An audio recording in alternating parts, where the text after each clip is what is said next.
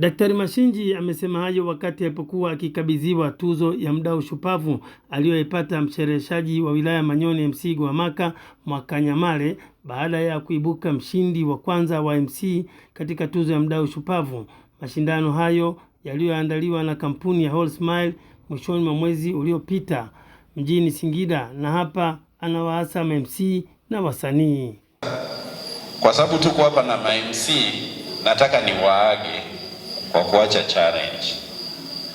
Mimi nataka niwape siku 14 za moto. Mkae muandae plani na mkakati ambayo ikiwezekana kwenye ile plani yetu kubwa tuingize. Tutakapoingiza tuwe na timu ambayo itaweza kuplani event.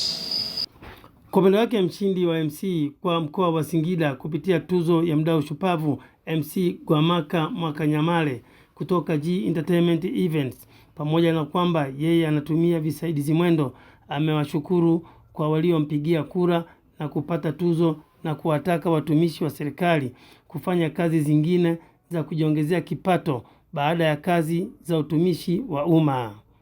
Kwanza namshukuru Mungu ambapo katika hali hii amenipa tuzo. Niseme asanteni sana ninyi wana Manyoni kwa kunipigia kura nyingi mpaka kupata anakuwa best MC mkoa wa Singida. Kwa hiyo kama nilivyosema, mimi ni MC kama mjasiriamali, lakini pia ni mtumishi wa serikali. Tangia ujio wa mheshimiwa mkuu wa wilaya, niseme kuna baraka fulani zimefunguliwa kwangu. Ukiangalia katika kipindi hiki cha serikali ya awamu ya 6, sisi wajasiriamali wadogo kupitia idara ya utamaduni kwa hapa Manyoni tunazingatiwa, tunapewa nafasi, tunapewa fursa pindi kunapokuwa na matukio mbalimbali.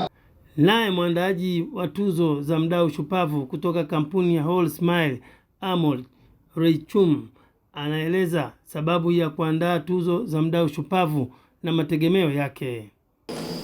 Ile zana ya kwamba tusubiri serikali tuajiri, basi tukapata kujiajiri na sisi na tukaandaa jukwaa hili la mdau shupavu kwa ajili ya kuweza kuwatambua wadau shupavu.